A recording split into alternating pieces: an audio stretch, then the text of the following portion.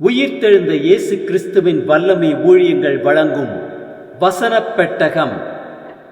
இயேசுவே கர்த்தர்.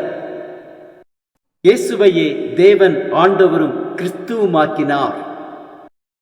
இயேசுவே ராஜாதி ராஜா, கர்த்தாதி கர்த்தா. கிறிஸ்துவே மரித்தோர் மேலும் ஜீவனுள்ளோர் மேலும் ஆண்டவர். கிறிஸ்துவே போதகரும் ஆண்டவருமாயிருக்கிறார். வசனப் பெட்டகத்தின் இன்றைய தின கருப்பொருள்: கர்த்தரின் நாமம். கர்த்தரின் நாமம் பலத்த துருகம், நீதிமான் அதற்குள் ஓடி சுகமாயிருப்பான்.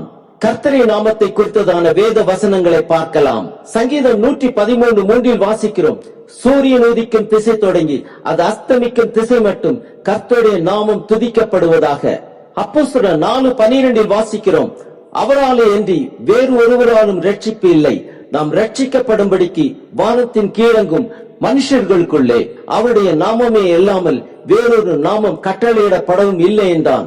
யாத்திரையாகமம் 3:14-15 வாசிக்கிறோம்: அதற்கு தேவன் இருக்கிறவராக இருக்கிறேன் என்று மோசேயுடனே சொல்லி, இருக்கிறேன் என்பவர் என்னை உங்களிடத்துக்கு அனுப்பினார் என்று இஸ்ரவேல் புத்திரரோட சொல்வாயாக என்றார். மேலும் தேவன் மோசேயை நோக்கி, ஆபிரகாமின் தேவனும் ஈசாக்கின் தேவனும் யாக்கோபின் தேவனுமாயிருக்கிற உங்கள் பிதாக்களுடைய தேவனாகிய கர்த்தர் என்னை உங்களிடத்துக்கு அனுப்பினார் என்று நீ இஸ்ரவேல் புத்திரருக்கு சொல்வாயாக. என்றென்றைக்கும் இதுவே என் நாமம், தலைமுறை தலைமுறை தோறும் இதுவே என் பெயர் பிரஸ்தாபம். யாத்திரையாகமம் 15:3 வாசிக்கிறோம்: கர்த்தரை யுத்தத்தில் வல்லவர், கர்த்தர் என்பது அவருடைய நாமம். யாத்திரையாகமம் 34:14 வாசிக்கிறோம்: கர்த்தருடைய நாமம் எரிச்சல் உள்ளவர் என்பது, ஆகையால் அந்நிய தேவனை நீ பணிந்து கொள்ள வேண்டாம்.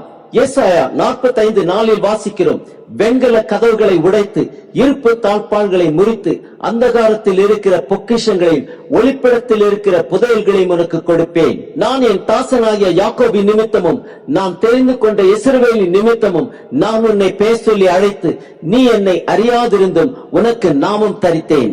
ஏசாயா 42:8 வாசிக்கிறோம்: நான் கர்த்தர், இது என் நாமம், என் மகிமையை வேறொருவனுக்கும் என் துதியை விக்கிரகங்களுக்கும் கொடேன். ஏசாயா 9:6 வாசிக்கிறோம்: நமக்கு ஒரு பாலகன் பிறந்தார், நமக்கு ஒரு குமாரன் கொடுக்கப்பட்டார், கர்த்தத்துவம் அவர் தோளின் மேல் இருக்கும்.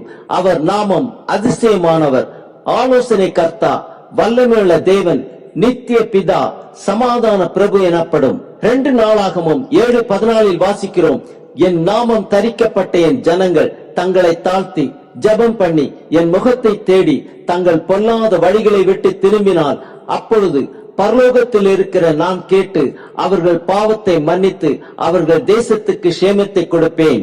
எரேமியா 33:2-3 வாசிக்கிறோம்: இதை செய்கிற கர்த்தருமாய், இதை திடப்படுத்தும்படிக்கு இதை உருவேற்படுத்துகிற கர்த்தருமாயிருக்கிற யெகோவா என்னும் நாமமுள்ளவர் சொல்லுகிறது என்னவென்றால், என்னை நோக்கி கூப்பிடு, அப்பொழுது நான் உனக்கு உத்தரவு கொடுத்து நீ அறியாததும் உனக்கு எட்டாததுமான பெரிய காரியங்களை உனக்கு அறிவிப்பேன். சகரியா 14:9 வாசிக்கிறோம்: அப்பொழுது கர்த்தர் பூமியின் மீதெங்கும் ராஜாவாய் இருப்பார். அந்நாளில் ஒரே கர்த்தர் இருப்பார், அவருடைய நாமமும் ஒன்றாயிருக்கும். ஆம், ரட்சிக்கப்படும்படிக்கு வானத்தின் கீழெங்கும் மனுஷர்களுக்குள்ளே இயேசு கிறிஸ்துவின் நாமமே அல்லாமல் வேறொரு நாமம் கட்டளையிடப்படவில்லை. அவரையே தொழுது கொள்வோம். அவரே நம் இரட்சகர்.